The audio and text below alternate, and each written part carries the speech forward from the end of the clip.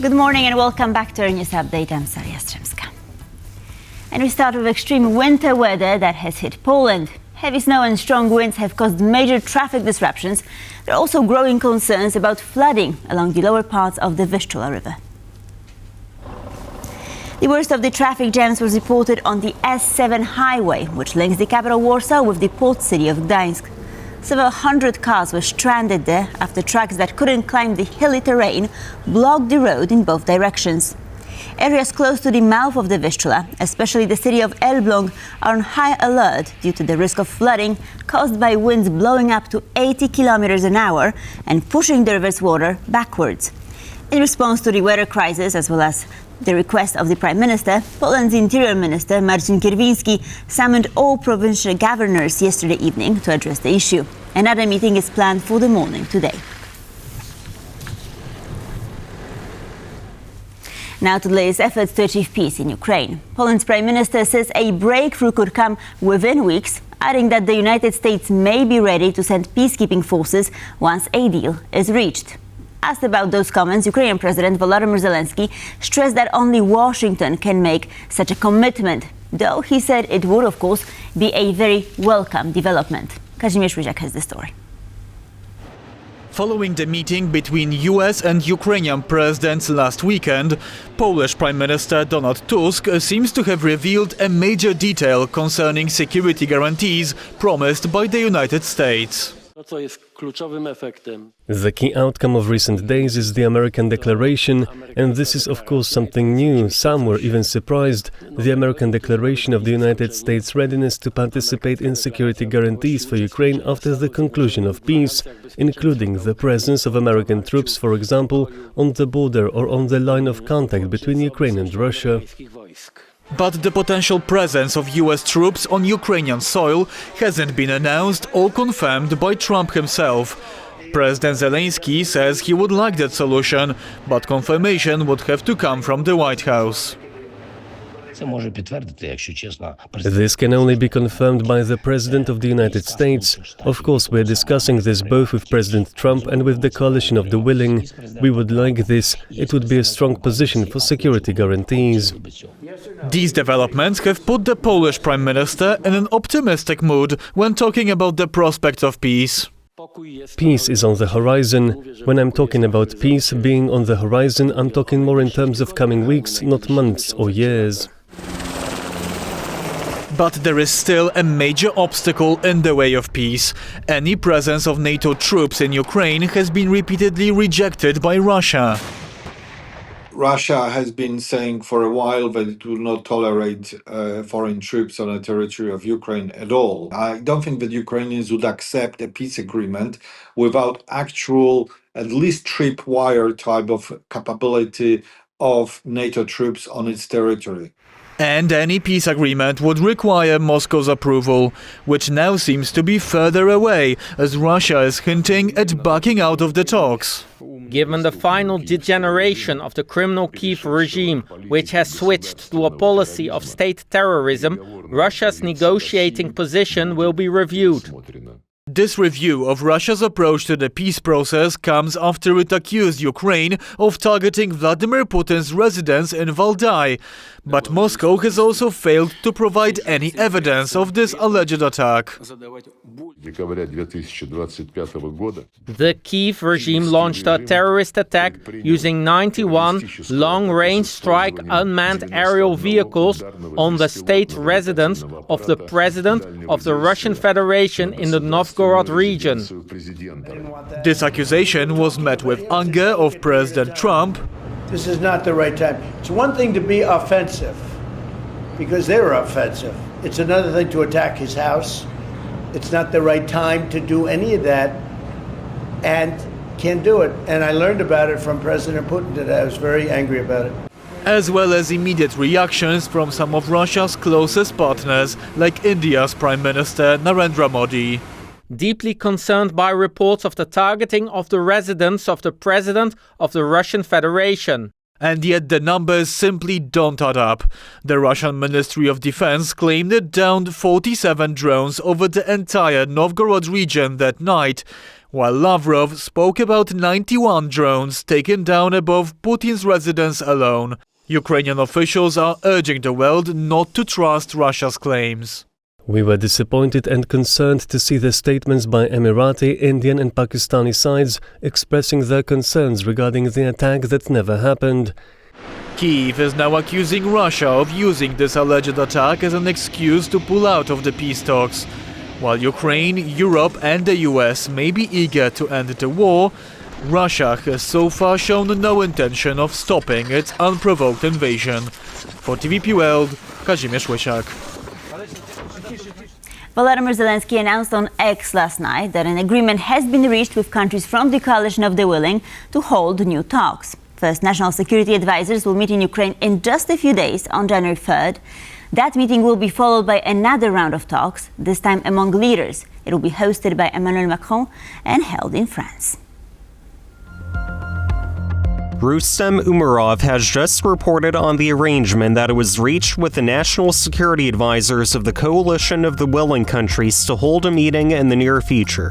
We are planning it for January 3rd in Ukraine. Shortly after that, discussions will take place at the leaders' level. The meetings are necessary. We are planning it for January 6th in France. I am grateful to President Trump's team for their readiness to participate in all effective formats. Today, our teams were in contact, and I have now discussed with Rustem our next steps and priorities in negotiations. We are not losing a single day.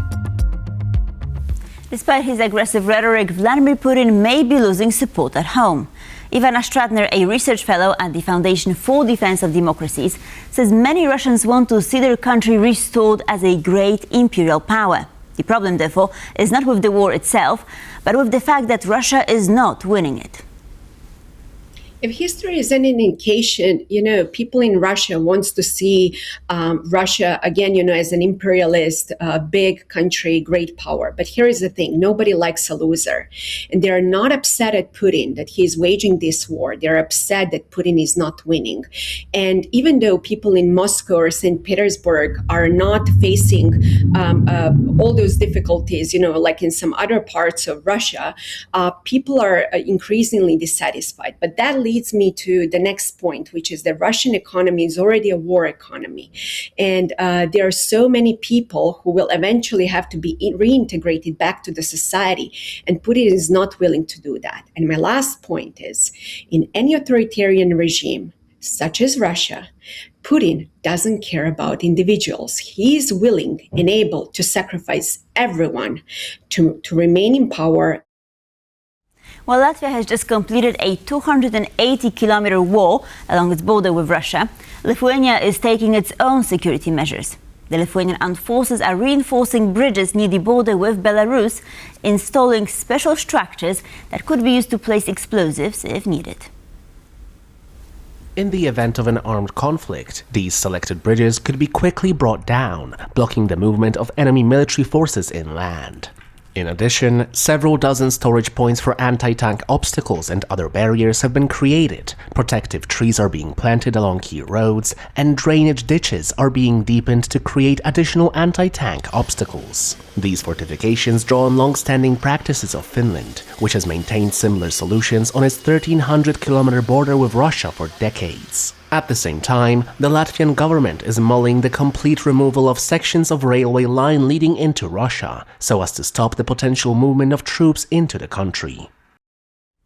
To start off the new year, the European Union is set to roll out its landmark carbon border tax on January 1st.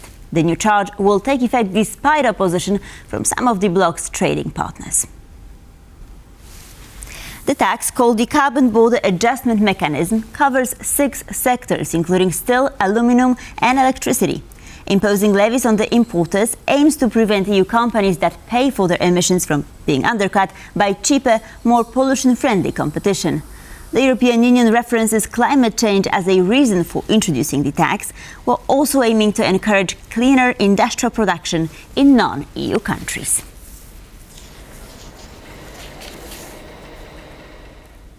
Bulgaria is also about to see a major change on January 1st. The country is preparing to drop its national currency, the lev, and switch to the euro, becoming the 21st EU member to do so. Still, the move has divided Bulgarians, with some welcoming the change and others strongly opposing it. Bulgaria is saying goodbye to its national currency, the lev or lion, which it has used since 1880, shortly after the country gained its independence from the Ottoman Empire. Starting January 1st, the country will become the 21st member state of the Eurozone, the club of countries which use the euro as their currency. But Bulgarians are deeply divided on adopting the common currency. I think it's overdue because we should have adopted the euro a long time ago.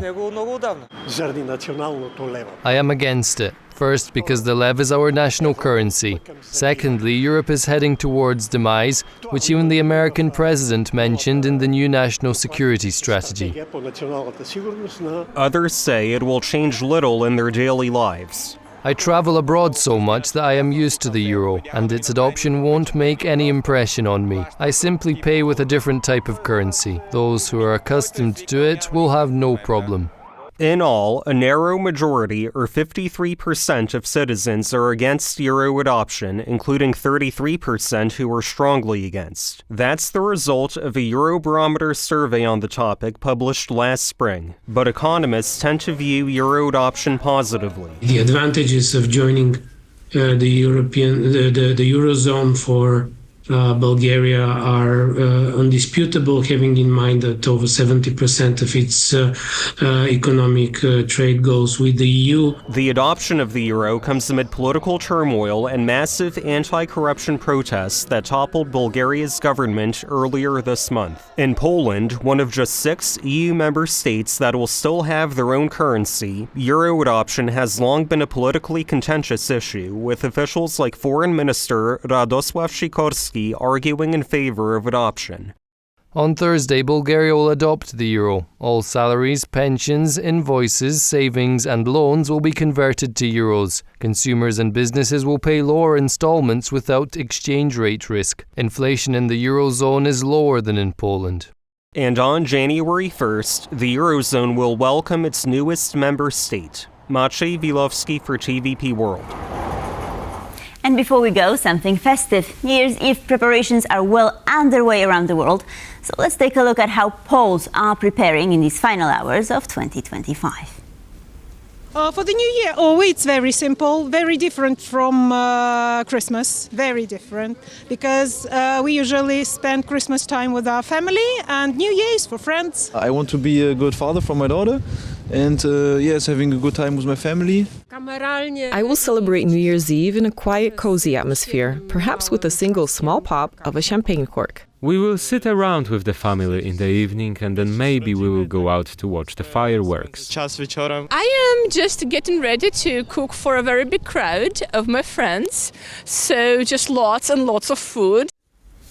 And that's a wrap for our news update. World Talks with Jonasz Rewiński.